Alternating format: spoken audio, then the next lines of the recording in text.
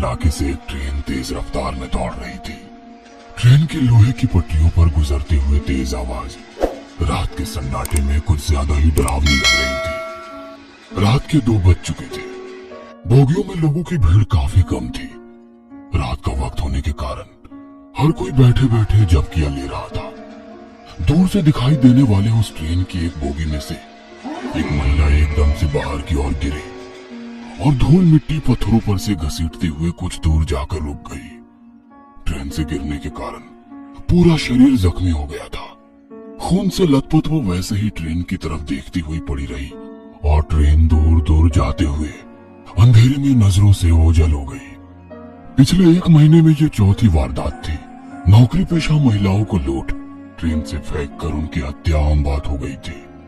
4 दिन बाद तेजी से कदम बढ़ाते हुए वो प्लेटफॉर्म की ओर चल रही थी। रात के करीब 1:30 बज चुके थे। यह आखिरी ट्रेन थी। अगर ये ट्रेन छूट जाएगी तो सुबह 5 बजे तक उसे इंतजार करना पड़ेगा। इसलिए किसी भी हालत में उसे ये ट्रेन पकड़नी ही थी। पर उसे डर भी लग रहा था, डर जो वो पिछले 1 महीने से महसूस कर रही थी। पिछले महीने ऐसे ही काम से घर लौटते समय ट्रेन में अपनी सीट पर बैठी झपकियां ले रही थी और किसी की चीख से उसकी नींद खुल गई। झट से आवाज की तरफ देखा तो 2 गमछाधारी एक महिला के साथ मारपीट कर रहे थे। ट्रेन में कुछ मुसाफिर थे पर कोई उस महिला की मदद के लिए आगे नहीं बढ़ रहा था। बाकी लोगों की तरह वो भी डरी सहमी चुपचाप दिखे जा रही थी।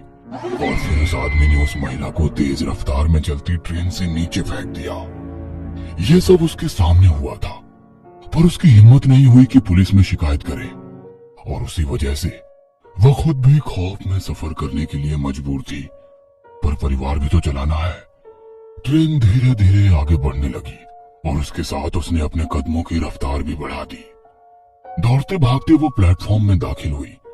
ट्रेन ने अभी रफ्तार नहीं पकड़ी थी। रात का समय होने के कारण स्टेशन पर लोगों की भीड़ भी काफी कम थी। अब भी कुछ लोग ट्रेन से उतर रहे थे तो कुछ लोग अंदर चढ़ रहे थे। उसने भी अपने कदमों की रफ्तार ट्रेन की रफ्तार से मिला ली और मौका देखकर झट से अंदर घुस गई। पूरी बोगी खाली पड़ी थी। बोगी के भीतर छत पर लगे बल्ब की सफेद रोशनी पूरी बोगी में फैली हुई थी।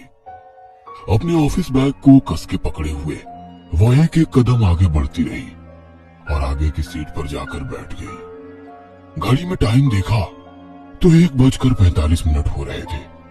बाईं तरफ वाली खिड़की के कांच खोलते ही तेज हवा के साथ तेज बारिश की एक लहर खिड़की से अंदर आई। उसी के साथ झट से उसने खिड़की बंद कर ली। अपने हाथ पर गिरी बारिश की बूंदें चुनरी से पूछ रही थी कि तभी उसकी नजर पैरों में पड़े न्यूज़पेपर पर पड़ी।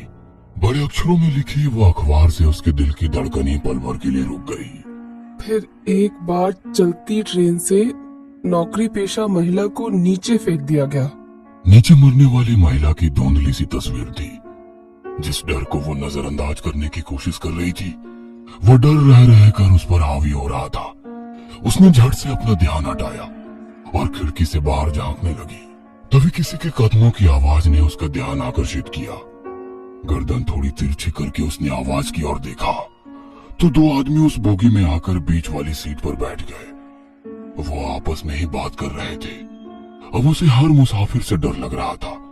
अपनी पर्स कस के पकड़कर वो शांत बैठी रही कि तभी बोगी के अंदर एक और लड़की दाखिल हुई। शायद नौकरी करती होगी। दिखने में बहुत ही सुंदर थी। पूरी बोगी में नजर घुमाते हुए वो लड़की दरवाजे के पास वाली सीट पर बैठ गई। अब ट्रेन ने तेज रफ्तार पकड़ ली थी। खड़ाक खड़क खड़ाक खड़क तेज आवाज रात के सन्नाटे को चीरती हुई आगे बढ़ रही थी।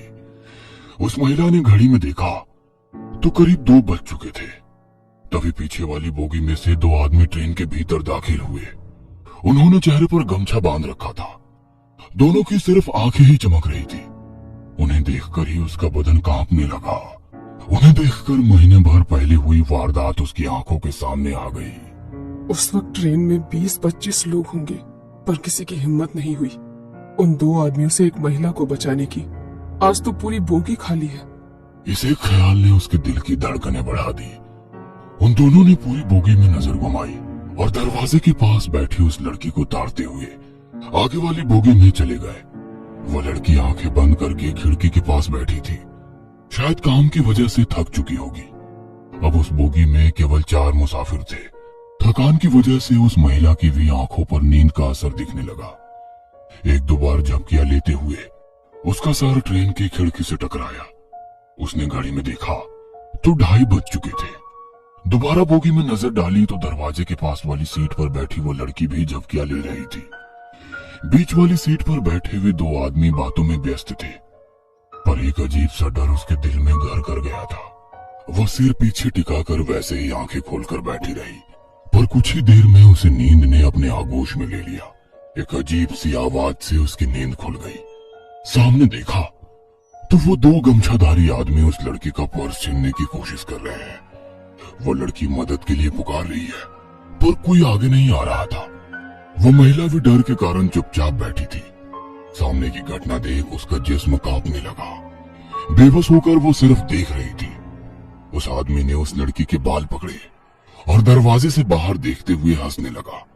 वो लड़की गिड़गिड़ा रही थी, अपनी जिंदगी की भीख मांग रही थी, पर उसने पूरी ताकत से उसे बाहर फेंक दिया और एक दर्दनाक चीख चारों ओर गूंज उठी। वो महिला झट से नींद से जाग गई। वो सिर्फ एक सपना था, पर दिल अभी भी जोर जोर से धड़क रहा था। घड़ी में देखा तो 3 बज चुके थे। उसने गर्दन ऊंची कर दरवाजे के पास बैठी लड़की को देखा और सन्न रह गई। वो सीट खाली थी। उसने पूरी बोगी में नजर घुमाई, पर वो लड़की कहीं नजर नहीं आ रही थी। पर उस लड़की की बगल वाली सीट पर वही 2 गमछाधारी आदमी थे। लगता है उस लड़की को मार दिया। वो अपने आप से बुदबुदाई कि तभी बीच में बैठे 2 आदमियों ने उन पर हमला कर दिया। ट्रेन की तेज होती आवाज में उन लोगों की मारपीट शुरू हो गई। वो महिला डर के कारण सीट के नीचे बैठ गई। वे एक दूसरे को मार रहे थे।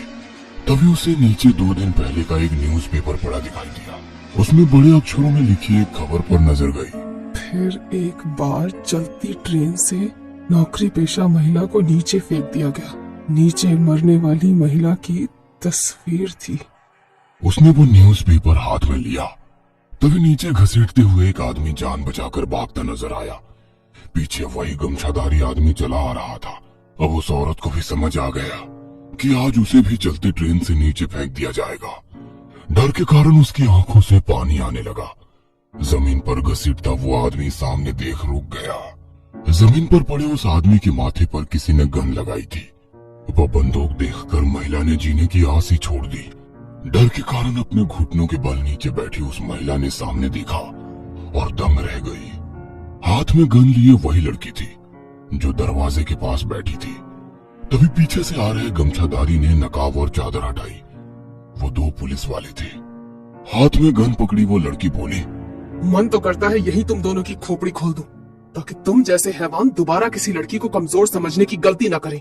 हवलदार, ले चलो इन दोनों को, खातिरदारी जो करनी है। वो लड़की तो इंस्पेक्टर थी। उस महिला की जान में जान आई। जमीन पर पड़ी न्यूज़पेपर को उठाया। मरने वाली औरत की तस्वीर देख सन्न रह गई। तस्वीर उसकी खुद की थी।